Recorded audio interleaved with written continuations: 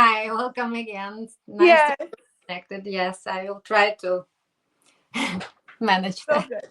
This Yeah, is also a part of technology, right? With using toilet paper, you don't have to use technology. yeah. Hope that always goes wrong. Right. Uh, yes, my last question was about neurodiversity, as I have shared with you in advance, and the people probably who started watching and following me in my podcast know that this is my passion now because I'm neurodivergent with OCD and many Yeah. people. I hope they are identified and get the right tools to have a meaningful life every day. Otherwise it's very difficult to be alone.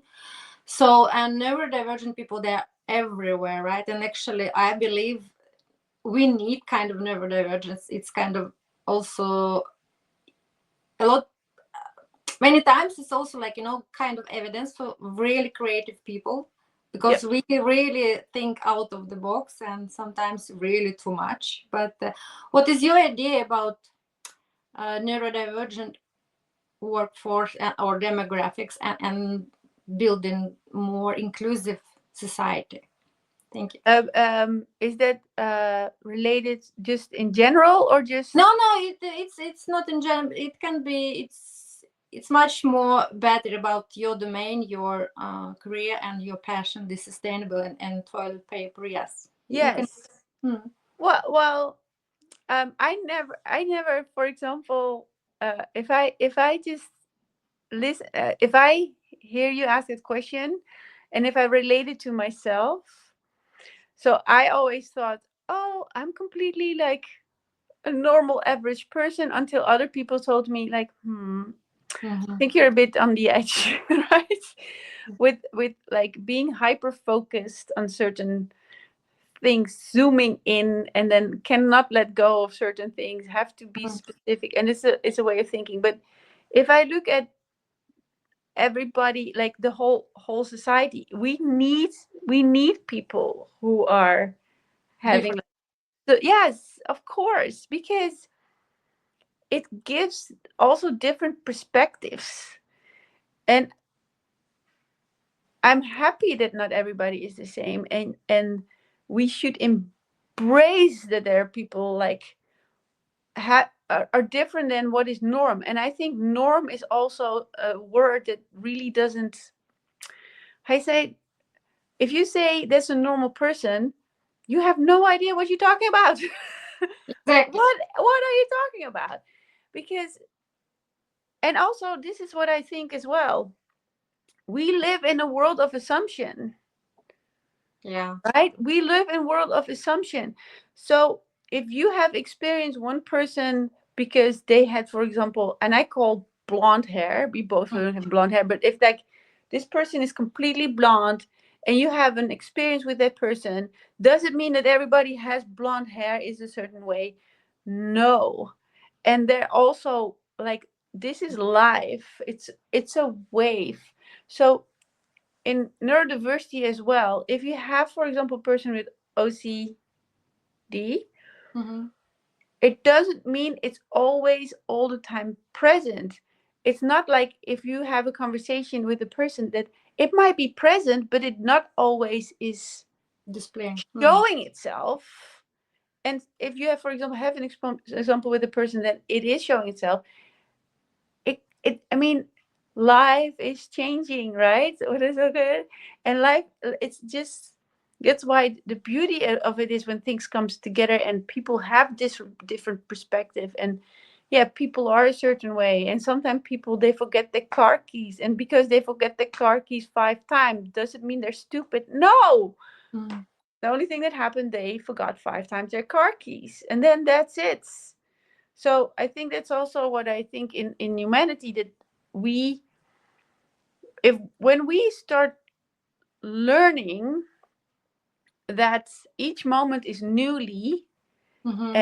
and not, for example, I think that's also one of the things that they talk about, dragging the past in the future, or think there's no change possible.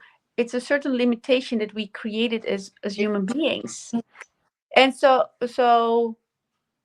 can you imagine that everybody looks the same and dress the same and be the same and go and like crazy?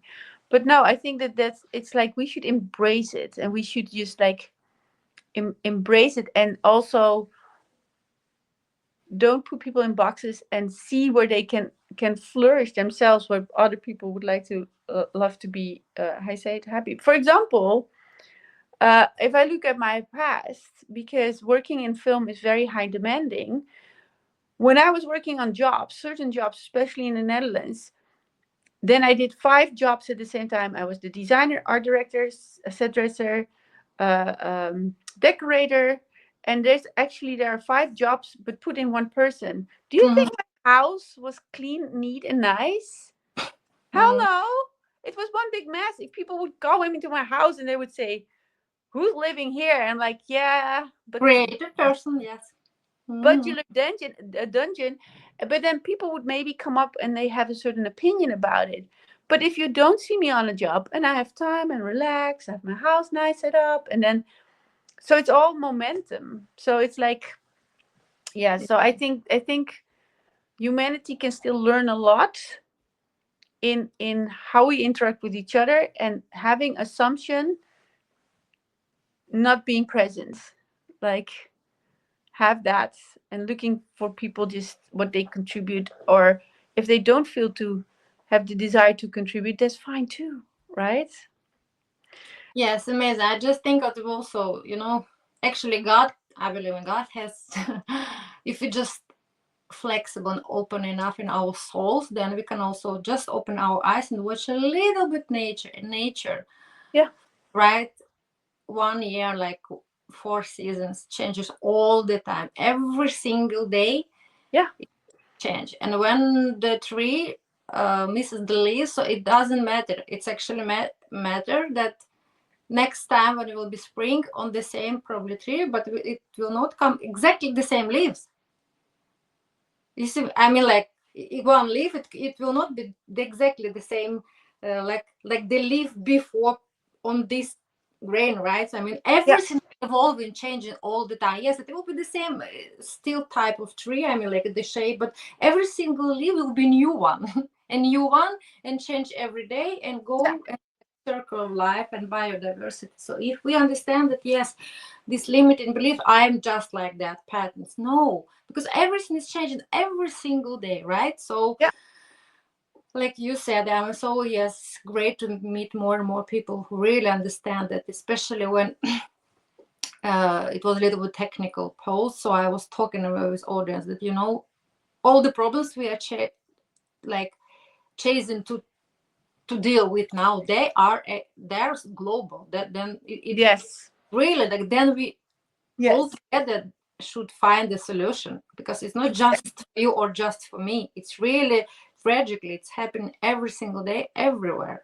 And then we really need the society with so as many as possible different perspectives and Yeah, sides and experiences, expertise yes. to deal with global problems. I love that, because I created a goal, and then this is the goal that I created for the Netherlands. So they are very looking forward to be without I say emissions in Hmm. 2050.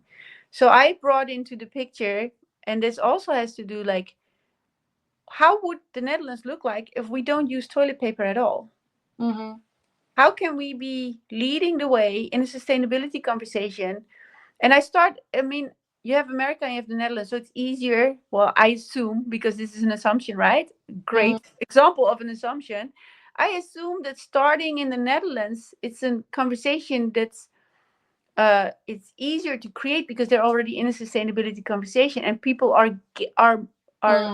so much more aware, because, and there's no, with all due respect, you don't have to live on the streets in the Netherlands. And so in the US, for example, there's still people living on the streets because their circumstances doesn't allow them to, you know, get a home or a place to stay that has a roof above their head. So that's a different Yeah. society. So I think if some country leading in the way, in this case, the Netherlands obviously is a small country, but then bring that into the world. And also, like, the diversity conversation is huge because people will resist it. Oh People yeah. will resist it. And it's the same, like, coming from a mindset that everybody matters. And even though if you're feeling down, because people are depressed and people feeling down, it doesn't mean you don't matter. You maybe have a different self image about yourself, but it doesn't mean the people around you might not. Uh, and I say this as a give a shit, right? Mm-hmm.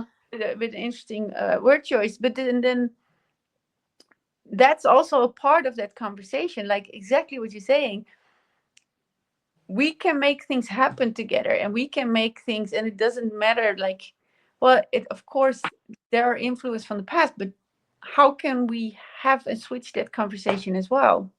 So I'm so happy that you bring it up, because um I used to be, if I look at myself, I used to play by myself. And Mm-hmm. what I found out is that I withholding other people to play with me, because there people want to play. They're like, "Oh, I like your projects." And then I was like, "Well, I don't know if it's the right target group, blah blah." And then I found out, like, no, I cannot. If somebody want to play, come and play. Of Have course. fun with it. And so that's also part of, like, diversity, where you can look as an individual, where you stop allowing people to play with you because you have a fixed mindset Yeah, yeah. that they Limiting cannot play. patterns. Yes, it's so interesting. Exactly. Thank you Yeah, so much. I think that I could sit on you and me with we're obviously gonna, yes, exactly. many passions, yes, but I think that we try to wrap up for our audience, and I'm very very grateful that you uh, have decided to spend the most precious commodity in our world. It's your time and passion and attention. It's Yeah, even look at time always changing, it's coming, so never the same time.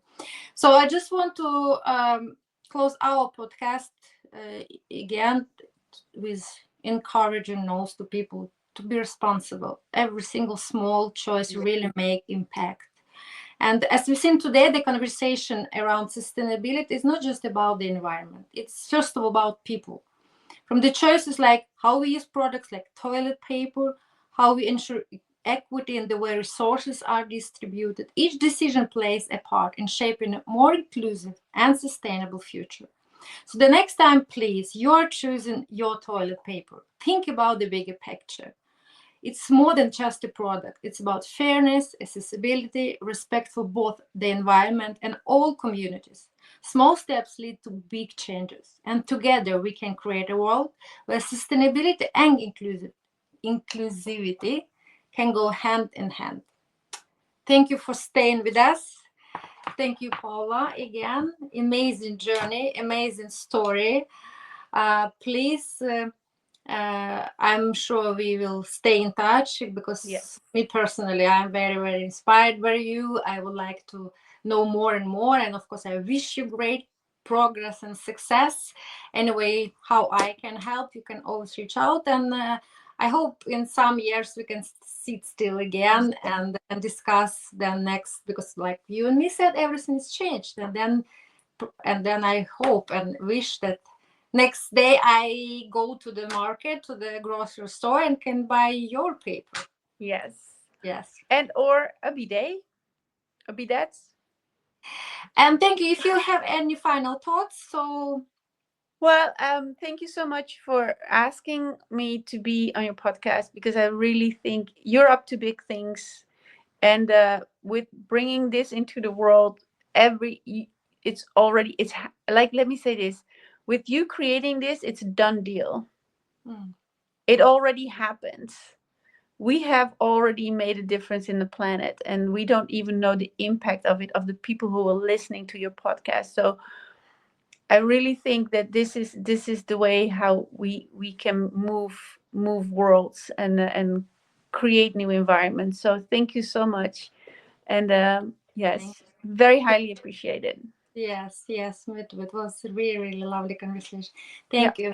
Thank you, your audience. Stay tuned with us until next time. Good evening, everyone. Good evening, my beautiful audience. Welcome to another episode of Diversity is the Game Changer. And today you have no idea. It's probably one of the most diverse story on my show. So I'm so grateful to be able to share this story. I believe we already have a little bit pre-discussion that probably it will be very nice. Not it will be very nice opportunity, but probably I am one of the first to share this diverse story, and you will figure out why I'm so excited. So, um, like I said, our episode, and I love making titles, and catch that one. It's really so amazing. I believe you will be so in in like a lot of excitement immediately, because our title today is from Hollywood to toilet paper. How did that happen, right? And in a few minutes you will meet our beautiful guest today. And I would like, as always, to make a little bit presentation about Paula. I need to try to also pronounce that, because somebody called her Paula, but I always like to say how people like to be called, and I'm trying, because her name is Paula Loos, right? Yes. Yep. And today we are joined by amazing Paula, a powerhouse of innovation and creativity. For the past 2 years, she's been the visionary CEO of Toiless, and we were joking that maybe in the future can Toiless um, paper, and groundbreaking company on a mission to raise awareness about the environmental impact of toilet paper usage, right? Through Toys Paper, Paula is helping people to understand the importance of reducing waste in order to preserve our natural resources, like trees and water, for a sustainable future. But Paula's story doesn't stop there, or doesn't actually begin there, probably. Before leading the charge in sustainability, she spent an incredible 23 years, Paula? Yeah, Yes, exactly. almost, yes. Yeah. Creating magic in Hollywood. Can you Yeah. imagine? From crafting unforgettable moments in film by pursuing her dreams in the movie industry. So Paula's career is as diverse as it is inspiring. I have promised, right?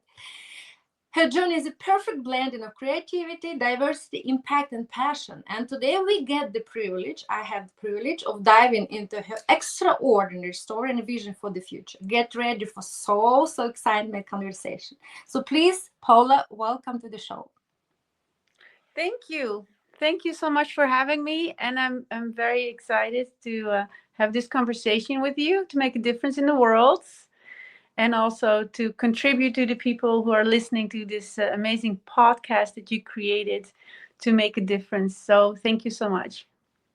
I immensely appreciate your kindness. So let's start. Let's dive into this is already became tradition. I love very much stories about people, and of course we are one personality today, but everything always starts from the childhood, right? So can you share with us the little Paula's dreams and aspirations, and I'm sure if you became a Hollywood star, so then your imagination probably was um, Small.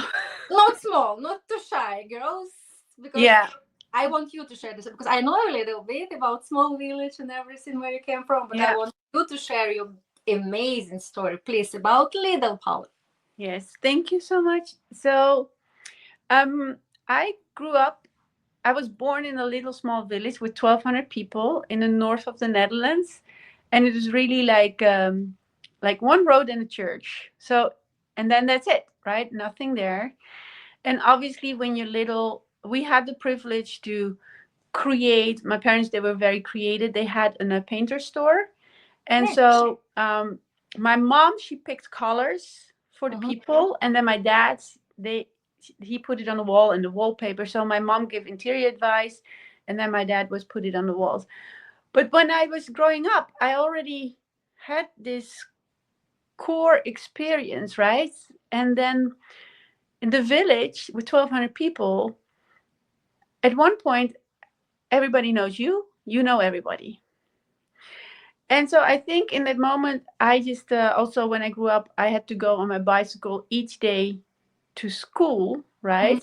mhm, In the beginning, we can walk to school, but then we got a little bit older, like 12, 12, 11, 12. We have to go to the big city every mhm, day, go to the school, come back, go to the school, come back. And I was like, why? Right? It was already there that I was like, okay, why are you doing this? And then I remember that at the age of 17, because in the village there was not a lot of things, I told my mom, I said, I have to get out. And then she said, what do you mean? I said, I want to meet people, I want to make impacts, and I want to leave. I mean, it's not happening here. And for my parents, obviously, that they had a different point of view, so they couldn't really understand. mhm. I had the privilege. I started off as graphic design. I'm going a little bit from here to there, but I hope that's okay in the Yes, conversation. yes, of course, it's Yes. you. So when I graduated from Mhm, high school, I get an. I say it high school because I think it's better to understand for the school systems. mhm, I started doing graphic design school, so that was my first education to get a profession, and that was in Amsterdam. And I started that school when I was 15, so I already had also the experience to travel to the big city. And mhm, at the age 17, I said, no, I cannot do it anymore, I have to go.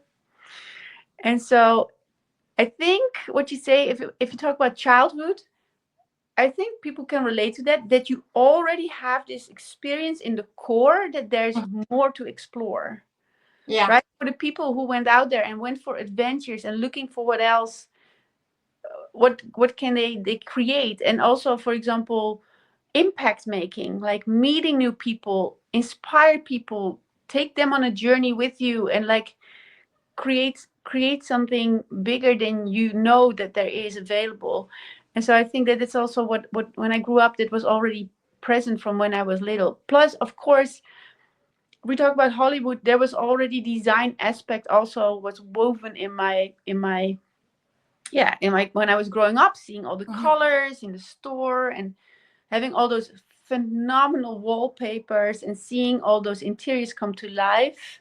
mhm, So that's, I think that's also something where where it started to create worlds, mhm, create new worlds within what's possible, obviously. And I think that's also reflecting in the film work that I do, but also in the desire to make an impact, really like making a difference on the planet. And I think that also has to do, yeah, it also has to do with each other. mhm. Wow, thank you. Impressive story. That yes, I know I can relate very much about having the wish to explore more, and it's very fresh actually. Wish, I believe, because when we are kids, we are kind of, even our imagination, we are limitless, and it's so nice. Yeah, We kind of know and would like to explore and even push boundaries as much as possible because we don't have limitations. And absolutely. sometimes, unfortunately, when we are grown up, we build this, right, limiting beliefs or limitations. But basically, it's so nice when we kids, we still like, okay, of course, I can go there and I will conquer the whole world and it will be my wonderland. It's amazing. So you're actually the confirmation, beautiful confirmation of this story, that yes, we all should dream and pursue our dreams. And that's why I want to um, go further on pursuing your very, very special dreams still. Like I understand, to come from small city into the big, wow, industrial development and very cool city, and it's Amsterdam, we know. Yes, and museums, and it's historical place. Everybody would like, Yeah. love traveling there, but still it was not enough for you. You want to go to Hollywood, and not just to make with colors and papers. You want to make films. And now I can relate, of course, because this is really impactful, right? Sharing story through the film, which can always, because by just, yes, like also dreaming one thing, but actually dreams doesn't work if you don't work, right? But Yeah, you did true. that. So can you Absolutely. please then go further, please? And Yes. how actually, for me, it's very interesting anyway. Like, okay, you grew up, you was already in, you have been in Amsterdam, but exactly this dream, what was the spark? Was the special moment, or yeah? Thank you. Yes, there was a special moment, and it was very. This is actually brilliant. So, thank you for asking for that because it's been a while since I thought about it. There was a reason why I ended up in LA, and that was in 2004. After graphic design school, I worked for a boss, like for a company in an advertising agency for a year, Mm-hmm. and I was sitting only behind the computer, and I already realized only the computer didn't work for me. I want to go out there and explore, creating adventures, what I created at the age when I left the village, and meet people and make impact. So when I was at film school the year after, the school asked me to guide a project, which Mm-hmm. I did in Amsterdam with other students, and Mm-hmm. they had a student trip to New York. Uh-huh. So they said, "Would you like to join to the studio trip?" Now, I never been to New York. It was my first time. I said yes, obviously. And then I went with the film school people to New York. We had an amazing time. And in that trip, I was with a friend and I found a Blackberry. Uh-huh. So I opened the Blackberry and there was no safety on it. I mean, we talk about 2005. All the cell phones were just started to be present. And then what happened is that it was from a producer Mm-hmm. who had his office on Sunset Boulevard. Mm-hmm. The good person that I am, together with my friend, we called mom because we didn't know who to call because we didn't know from who the cell phone was. And so mom told her, "This is from my son. This is his address. You can call him." So we called the son. Apparently, it was a producer on Sunset Boulevard. By the Oh. time I was like, and still like, I'm good of heart. So I didn't write down exactly all the details. I just was good and I FedExed it to the office and then that was it. Uh-huh. But in that moment, and I know in that moment because I was just graduated from film school for production design, I was like, I want to go to LA. This is Yeah. Sunset Boulevard. If New York is so cool because I really had a good time in New York, then Mm-hmm. what would it be in LA? LA is the mecca for filmmaking. Mm-hmm. And in that moment, the seed was planted, right? Yeah. And so what happened afterwards, I started working in film in the Netherlands. We worked on bigger shows and commercials, but still the thought was in my mind. And I shared it with people like, I would love to work in LA because I think if you want to go for a movie industry, then that's the place to be. Yeah.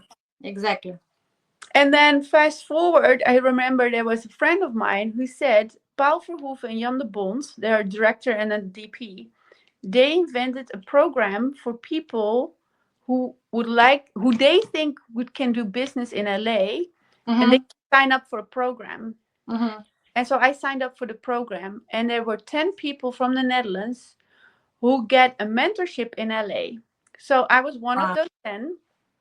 Now, and I think also manifestation, Oh because yeah. I shared about it with the people that was the thing that I worked towards to, right? I am going to LA.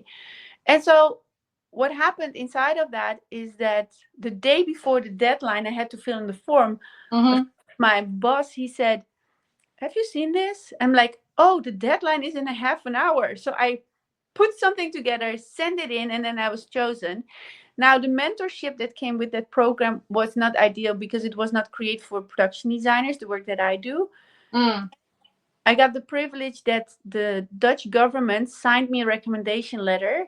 Mm-hmm. And with that, I could get my working permit. And then and then fast forward, I got my working permit. And you still have to work to be in the union. That's a whole process as well. Mm-hmm. For Mm-hmm. the people not familiar to it, it's like the union movies are the bigger movies you see, like the Sony pictures and the Paramount pictures, and it's required you are in the union in order to work on those films. So you have a certain quality to be on this shows, Mm-hmm. and so I was able also to get myself into the union, and that my first movie that I worked on was Oscar nominated, Passengers in 2017. So that's a little Wow. bit on how I end up. It's a little bit more than how I just ended up there, but it was the scent was, yes, the seed was planted with the blackberry in it, in that cab, in the Can taxi. you imagine, right? That, like, all these signs and symbols, if you really like,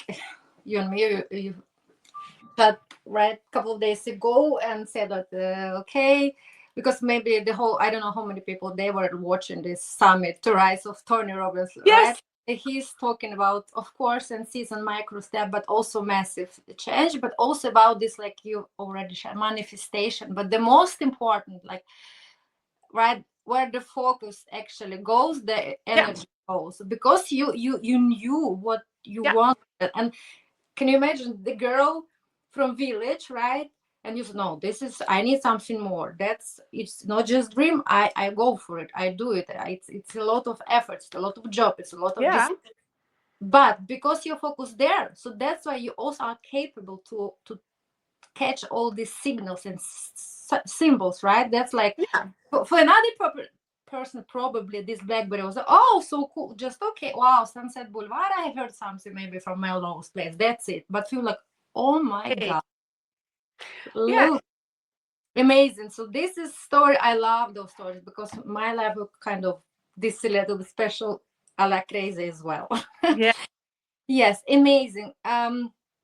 So we have touched already your transformation, transportation. You have already became in Hollywood, and you know, my podcast, my show called Diversity is the Game Changer, and then it's, of course, if you should talk about the more diverse place ever, also it's of course Yes. US, but it's of course then New York and LA, right? It's really Yeah. um, this mecca where everything is intertwined, interconnected. It's melting pot, cultures, languages, and everything. So before we dive also in sustainability, I was just briefly touched what about DEI and Hollywood when you came there, because you already was representative of minority there, or from another culture, right? Yeah. Like, what is your idea? What is your opinion? This concept DEI in filmmaking and in Hollywood filmmaking. Have you Yeah. actually noticed the change from? Uh, Yeah. yes. So Yes. this is very good to bring it up because yes, there are many cultures and there are like people from everywhere coming to LA. I think also that's why, for example, Los Angeles makes it so powerful with all the people who coming there are drawn to this industry. Mm-hmm. And yeah, for example, if we talk about diversity, I had on one job that I worked on Mm-hmm. was very interesting, and I got confronted. And the funny thing is that somebody else had to confront me because I didn't even think about it. So I was working on a job, and then one of the people, my colleagues, they came to me and they say, "Do you know you're female?" I'm like, "Yeah, I know." But you also know you're 25 years younger. By the time I was about 20, 25 years younger than the construction manager that I hired for a job. So in Mm-hmm. film, the construction manager built the sets, Mm-hmm. right? But because I'm the designer, I can pick the people that I work with. Mm-hmm. And so he said, okay, thank you. And I'm like, uh, what do you mean? He said, Yeah. well, I just want to make you aware you're female and you're let's say 20, 25 years younger than this person. I'm like, uh, I don't know what to say. They hired me for the job for the design. Mm-hmm. So that's why I'm here. And then I went to the construction manager. I said, do you have any problems with me being or Dutch or female or younger? And he said, no, no, no. I love it because you know what you want.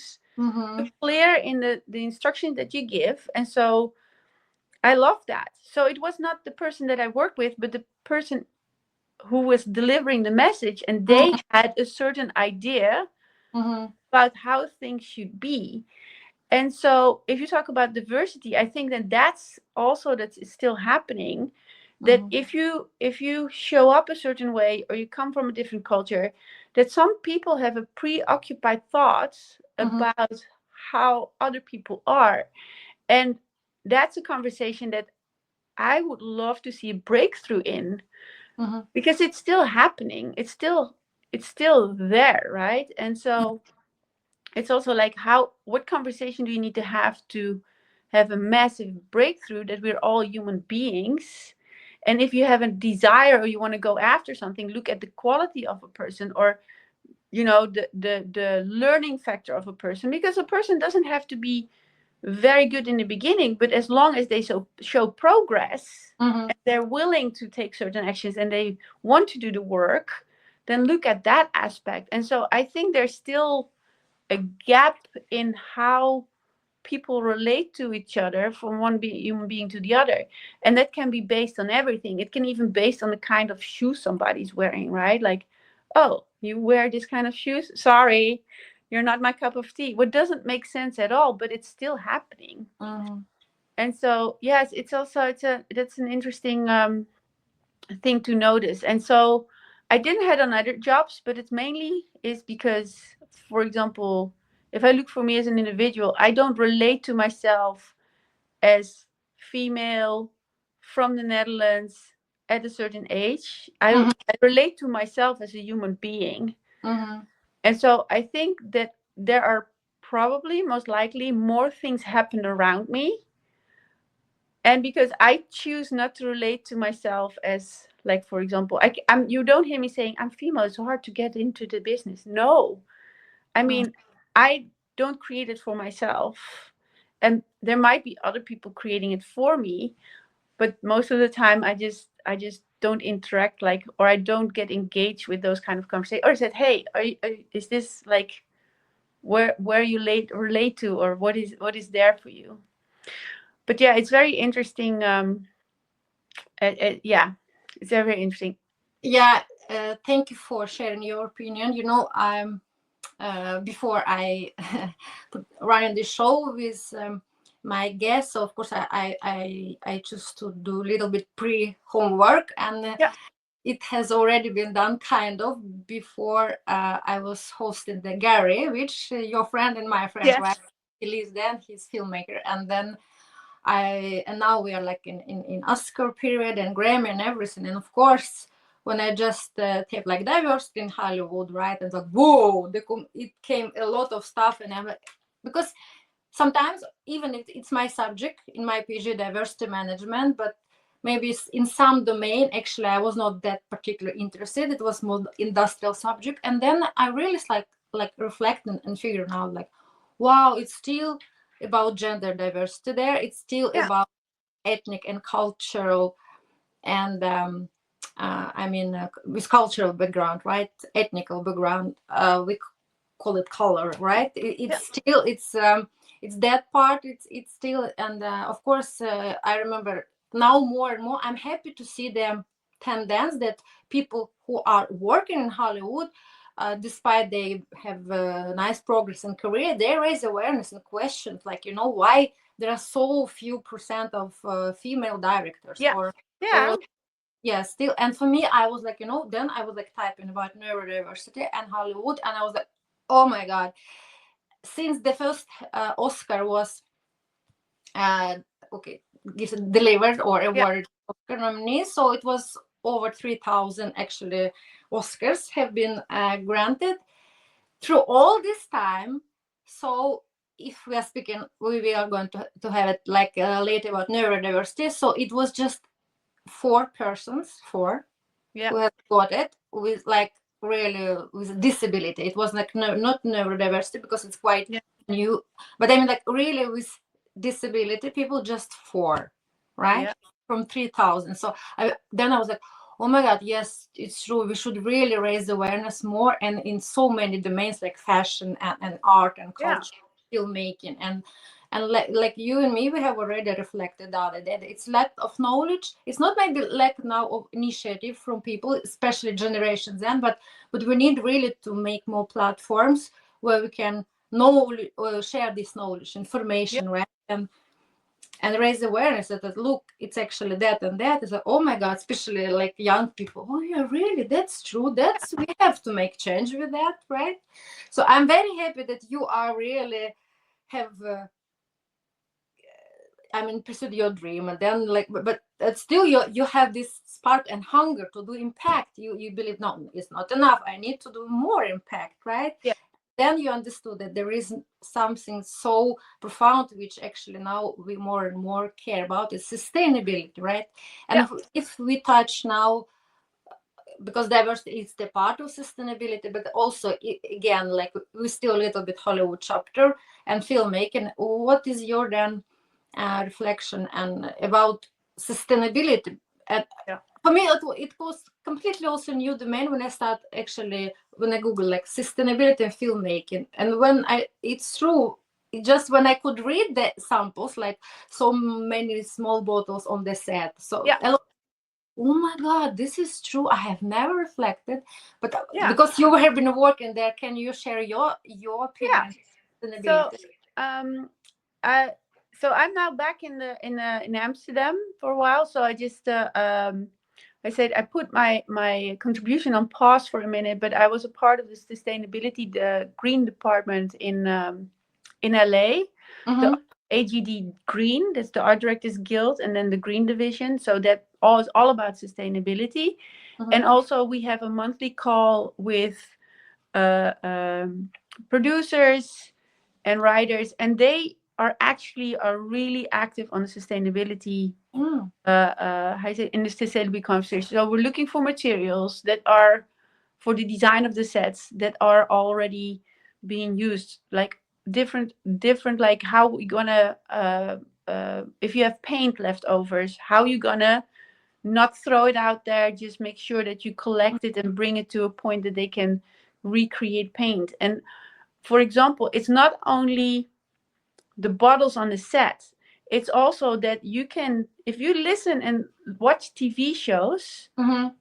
people really pointed out actors saying, and for TV shows for example, they speak about sustainability. Mm-hmm. And you pay, if you pay attention to it, you can see it, like they have a conversation about, yeah, and this is an example, right? I gave my shoes away to the recycle bin for clothes. And that's so for something that they in their speaking create as well as like the actually physically creation behind the scenes. Mm-hmm. So and that brings also another layer of awareness, because the more people hear the conversation, they can adapt it.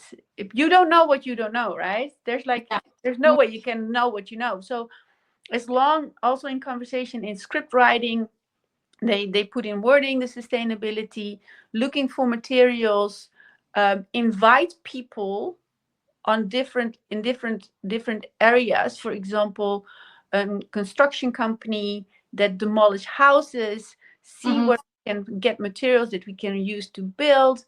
There's, for example, in LA you have eco sets. They are taking a set down and then they take it apart, and Mm-hmm. then you can go to ecoset and then you can get all the material that been used for building a set. Or for example, I had it on another job and it was a smaller show, and then I think it was Sony Pictures. They Mm-hmm. have a warehouse with sets, and obviously you have to sign off on it so you don't recreate something that was already out there because of copyright. Mm-hmm. But then you can buy set pieces and then you transform it into something else. So it's out there. Another great example is that I worked on a movie, Possession of Hannah Grace, Mm-hmm. and we were the first one who used Imagine Space, and that is, Lego, right? You see Mm-hmm. them. Sometimes you see it also in construction. There were big Lego blocks. Okay. I can send you a link after the show. Mm-hmm. Lego blocks, and that means you can reuse the basics of the sets. Mm-hmm. And then what you do is certified, for example, MDF, that is made of like trees that are created for. And I'm still not a big fan of that because there still need to be trees being used to create that. But Mm-hmm. then at least you save so much waste, and you can make large constructions and you can reuse it. So reuse it over and over again. And I think so there is definitely development in sustainability in film as well. And I'm happy that I can see it happening and being part of that conversation, because it makes a difference for sure. But also I think it's not only the physical elements of it, but also the words that people create, so we can make them aware. Because yeah, worlds create worlds, right? As we also learn that you're speaking and how people listening, that's where the where that's where you can create and make the difference. Yes, amazing. Thank you for sharing this story. I'm very happy to know that it's actually happening. And like you said, it reminds me very much. It's cool that it's reusable studios or pieces, right? It's like in fashion, upcycling and Yeah, recycling. It's amazing. It's exactly what I'm trying to teach my kids. What I'm doing myself. What I will be present on this show, because uh, everybody, even like friends, might go, yeah, but if you run the show every single day, how can you change your clothes? And then you should like have everything, like outfits, the new look every day. I said, no, actually, I will be deliberately having running also my clothes and show I'm committed to use these clothes again and again, because sit in me and spreading awareness about not fast fashion but slow fashion, and to be committed to responsible choice to use your clothes again and again, right? and yeah, and, and every day you said, no, this one already I used maybe 5 6 times. This one, why? It's beautiful, yeah, it's still fresh, it's still clean, that's it, and it's still me. Here I can change my muscle yes, spirituality and brain. Here I don't need to change all the time. Why should I do that? And I love this about Lego, because 15th of February, so my beautiful audience, if you are in New York, I'm inviting you to the very special fashion event. It will be uh, I will be hosting this show for really sustainable fashion. My friend from Brazil, Harry de Oliveira, he makes beautiful upcycling and recycling design, and I have already made shows with him, and he even made this special corset for me from old Lego pieces. oh nice, Yeah, so yeah, like really about, he's so committed about upcycling, recycling, using a lot of like old eco materials that are reusable after every collection. He just can adjust a little bit. It's amazing. So I'm very happy to understand and to be able, actually, yes, to dive first time at, oh, okay, film and sustainability, but so nice to know people there still, like, having like budget and everything, but still yeah, would like to make change. It's amazing. yeah. And it's also, for example, they have for production sustainability manager. So Mm-hmm. it's not doesn't only stay a good idea, it's really put into action, right? It's really Mm-hmm. like having somebody accountable to see that the ideas that we're creating in the beginning of the show actually also being executed. Because Amazing. yes, you can have a great idea, but if you don't execute it right, then Yeah, nice you have to have all an idea, but skills, really yeah. wonderful work, right? Hmm. Yes, a very interesting conversation, but then now we are approaching even more exciting part, because our title from Hollywood, toilet paper, right? Yeah. So can you please then share this transformational path and story, and actually, again, was it like kind of special turning point, special moment that really made this sparkle, that really white toilet paper, right? Yeah. It's also interesting. Thank you. Yeah, it's so good. So great question also, by the way, because it definitely by you asking the question, I can see exactly where the sparks happened when I had chosen a certain Mm, path. amazing. And so it was obviously, so I went from a small village to Amsterdam to LA, and mainly there was also a thought process inside of that I wanted to contribute. I also, when working on films, I wanted to design and work on projects that the whole world could see, Hmm. and that not being limited to an X amount of people. For example, the Netherlands is amazing, but how many people speak Dutch? So how many of the work that you contributed would be seen worldwide? Hmm. So that was one of my thinking. How can I create big impacts, or not necessarily big impact, but also create the what I can do as a human being to have as many people being involved with the work that I do. Hmm. And so inside of that, so I went to LA, and I think it was, yes, 2000.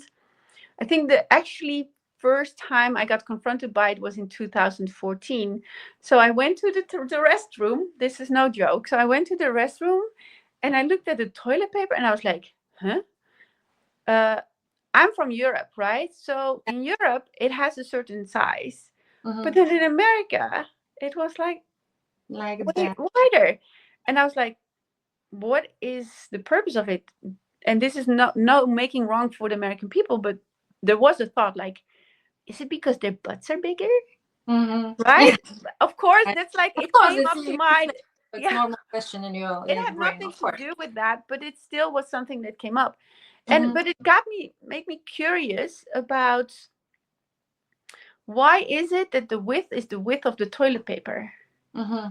And I got curious because I was like, I have no idea, but let's find out. So I Yeah. started doing research. And as you know, if you work on film, Mm-hmm. um, you work on a film for a period of time, then sometimes you have a gap.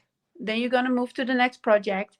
It's not always like seamless. So in my spare time, when I had time in between jobs, I just became curious to the product of toilet paper. Mm-hmm. And then I found out around 8058 there was a guy who patented it and he had based it on the width of his hand. And that's, of course, is very interesting. But I thought the width of a male hand from 8058, that's From like, NBA players, probably. yes, yeah. Yes, exactly. And then I got curious about it and I get to know about the history of toilet paper. That, for example, I shared it with you sooner that you Yeah, had it was so cool. community. How Yes, old? yeah, community poo centers. Like there were male people coming together with 8 to 10 people, and they were like stones with holes in it, and they took their dump, and then they talked about business, right? Yeah. Yeah. That's what they did. And then they had a stick with a sponge on it, and then they have vinegar with a bucket of water, and then they put it in. That was their antibacterial kind of way of doing it. But that was before they invented toilet paper as we know it right now, right? And before that, we have leaves, and obviously in China, we have a whole history of that. What I'm not gonna dive into completely because what I found out is that really, if you look at the after doing the research and testing, if you have toilet paper, it has a certain size, but we never got educated as human beings Mm-hmm. how to use it with the minimum that we can use to use the product. Mm-hmm. That being said, that if you have proppers, I say propping, it's proper, Mm-hmm. right? And you have folding. And so if you are mindful about your use of toilet paper, we can reduce massive amount of trees Mm-hmm. and we can be responsible for the quality of our water. And by testing and by doing research and by having conversations with people, it turned out that like by about 80% doesn't even think about toilet paper. And if they think about toilet paper, they think about, I need to use more. And they have a relatedness to toilet paper with paper is clean, but actually you wipe. So there were so many things about that conversations and also in the world of sustainability. And there is also diversity coming in because like not everybody on the world uses toilet paper, right? Yeah, exactly. Mm-hmm. So there is a percentage that doesn't use it and they do very well. And obviously you have the hygienic part of it. So there's some yes, there's some hygiene aspect of it. But most of the people who don't use it, they use water. Yeah. Mm-hmm. Just plain water. Mm-hmm. And so when I started also having conversations with people about this, I have, for example, a friend, and she lived on in Curaçao. That's an island Mm-hmm. in the Dutch Caribbean. And then she said, "Can you please come to the island?" I said, "What do you mean?" She said, "A big chunk of our water is not being recycled, so it gets dumped straight into the ocean. And so it's not only like our outcome of our food, but Mm-hmm. it all get dumped in the ocean." And then I thought, what is it that we are not aware, or the right now we are not aware about the impact of toilet paper? And there's about 83 plus million rolls flushed down the drain globally each day. My God. People don't think about it. They No. have no idea. And so with that, they no idea, I got triggered because obviously that's why I'm saying I went from small town Amsterdam, LA. Mm-hmm. I thought working in film could create a big impact. There's nothing compared to make an adjustment in toilet paper habits or see where I can activate people on being mindful of using it. And Mm-hmm. so I created an own role and had some people who were joining me on this journey to change the width and change the width on purpose so people can come up for themselves that a bidet might be better. Mm-hmm. And or as well that if you fold it in a triangle, I can give you demonstration. Is Yeah. can you also see this video? So they don't Yes, see it, then please. you can listen to it. Okay. Yes, please. So I'm gonna Teach give us. you, yes, I'm gonna do a little demonstration just because We need, yes, webinar. visually, yes, visually it's Workshop, please. a workshop. Okay. So, Mm-hmm. well, sticking my head about the toilet paper. So this is a regular European roll. So don't confuse it. There are rolls in the US that are wider. And Mm-hmm. this is a smaller roll. So now you can see like this one is about, here I have to, if I show it well, this Mm-hmm. one is about 20% less width. Mm-hmm. Yes, I can see Okay. it. Yes, you can see it, right? And Mm-hmm. so if I take from a smaller toilet paper roll and I really invite all the factories start producing on smaller rolls so we can save some trees here. So Mm-hmm. here I took 3 sheets, the mostly common used amount of toilet paper. Globally, they say it's about a 3. meter, so it's like even longer. Mm-hmm. But since why you and me, we are in Europe, so we take the 3 sheets. Mm-hmm. Then I fold it diagonal, right? That means Mm-hmm. here. Yeah. That means you have a lot of support in the middle because the sides, funny enough, you never use. Mm-hmm. And then when I take the, I have to take this, the roll that is the wider roll, Mm-hmm. Mm-hmm. but if I hold the sheets against it, Yeah. you can see there's even more width. Mm-hmm. I want to make sure that I show it right. There's even more width on the wider roll Mm-hmm. than on the smaller roll. So I'm really, really, really wondering why is it? I just can ask the audience as well. Oh my God, you Why? make really great research. I have never, yes, known that people can be really so profound in this domain, and I'm so now even more like curious. Like just I'm sorry I interrupted you Yeah, because that's okay. I think that if you want my first question, like not why, because I know the most important. It's actually like you said. If you don't know it, you don't know it, right? The most important that I believe is all sustainable products and especially toilet paper, because we are in interaction with it every single day. It's of course to spread the knowledge, right? We need Yes, to teach communities. We need to teach about one thing. It doesn't matter what you're doing. If you can learn one role, like I don't know, listen tattoo on your mirror or something. Responsibility, yeah, because yes, sustainability, it's about responsible choice. It's about responsibility, right? And when you are doing now, I want to thank you very much again, because this is exactly what you are doing now for me, and I hope for people, our audience, because we need, it's through education and knowledge we can be aware ourselves, and we can also then share this. It will be not just individual knowledge, which yep. is also very nice, but we need it to spread. It should be community societal knowledge, right? So my question, just one about this um Folding. with, yes, because have you, I believe you have been discussing with your team, because people, we still like, we patterns, right? We Yeah, Tony Robbins again. We are yeah, all driven by patterns, yeah, because maybe if we don't like watch two different papers, then we actually even maybe don't notice this is a little bit smaller. correct.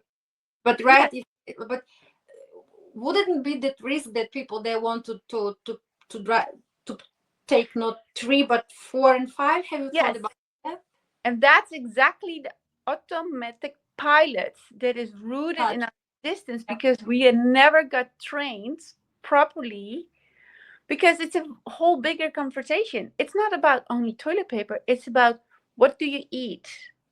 Exactly. Yeah. Do you check your food Mm, that it has the right consistent? Then you don't even have to use a lot of toilet. Do you ever saw a dog use mm-hmm, toilet paper to wipe his butt? Probably his boss did. And sometimes, yes, a dog can be sick. So there is, of course, something to think about. But when a dog has digestion problems, you're going to change his food.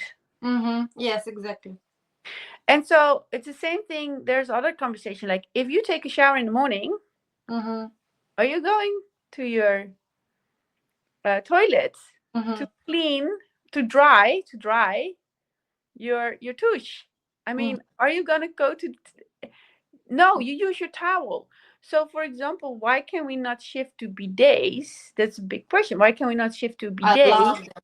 Thanks God for bidet. I love it. Yes, it's also, besides it's an incredible feeling, and you Yes. really get clean. For example, why in your home you cannot install a bidet, and then everybody can have his own towel, right? Mm-hmm, And you have that as a new concept within in living situation. So I'm a very pro bidet. So there are a few good companies out there, but this is it. I think before everybody is moving forward to bidet, some people have also occupied thought about, oh, it's not possible in my house, or it probably is expensive. Is it really expensive if you have a household of four and the average is 452 rolls? And mm-hmm, that's in Europe, right? 52 rolls, so like a roll a week. And then if you divide that for yeah, 52 rolls, four people, and if you spread it out for 15, 20 years that you can use bidet, what is more sustainable? No toilet paper in the water, mm. right? Save many trees. So there's a lot of things that can be, let me see, are you still there? I'm still, yeah. Oh, yeah, good. And Mm-hmm, so so it's really yes, making the difference in different aspects by choosing mindfully. First of all, when you have to deal with toilet paper, even though you have a bidet, go to the toilet, think about, what have I eaten, what what kind of paper do I have to deal with? Because mm-hmm, there's another myth. If you see 2 or 3 layers, this is so funny because I'm gonna do all those research. 2 or 3 layers doesn't mean anything, because it has to do with the thickness of your paper. You can have one layer extra thick, or you can mm-hmm. really have layers thinner and they have the same thickness. So they're really like all those marketing hooks also Yeah, it's a created. business. But yeah, and so that's my Great my passion today. But yes, my where, passion to yeah, make where are you impact. on the passion? But where are you now on your entrepreneur path? Yeah. What's happening just right now? Because I already Okay. Good. understood that you have developed. It was prototype, or you Yeah. already have production. Yeah. So we are startup, and this is also I bootstrap the company, but I'm ready to bringing in an investor Mm-hmm. to move forward the conversation, because first I thought, yeah, I can do it all myself, but I definitely said that yes, to share the world and have a big impact and get more people on board. You need scaling. It Mm. needs healing, exactly. And so, for example, we're working now on two great deals of people with stores like globally, or like Mm-hmm. no, say this, Europe. We Mm-hmm. have connections also in LA. I on my journey, I just discovered many things. For example, my first attempt to get the product in the world that was smaller. It was difficult to find factories because it's almost a 24-hour business. And Mm-hmm. so toilet paper is made on one big mother roll. And then if you want to make smaller roll, they have to add blades to it to Mm-hmm. the rolls. And then all the blades has to be as even as sharp, right? Mm-hmm. And so it takes some time to add blades, run the smaller batch of toilet paper because it's not usual, and Mm-hmm. then take them off. So it was for me difficult to find a company that wanted to work with me. But I found one in LA, and then I thought, what are we going to do with the packaging? Because I don't want to have a lot of plastic. So I found a company that could make plastic out of corn. What was Uh, great. So I was like, yes, this is perfect. And then, but then what happened? It was also interesting. I said, "Can we do a release party?" Because I start pre-sailing, right? And then in my Hollywood garden, because I lived in Hollywood in a craftsman's house, beautiful. It had brand color, so I was really happy. So we have this nice all coming together. But then what happened 2 months later, after we did it and we started pre-selling, then the factory said, "Oh, I'm sorry, my machines cannot handle the corn wrapper with a smaller roll," and I thought it would. And there I made a huge mistake, because the factory said, "Can you sign a contract?" And I'm like, "Yes, of course I signed a contract." But I never created, because I was good of heart, right? So I never created with them to follow through, that they should deliver on what they promised. So because I thought, they say it's possible, they can do it. So I just went, like, the Yeah. ignorance that you learn the hard way. So Uh-huh. there I was with 300,000 packaging of uh, toilet paper. Well, not. Are you there?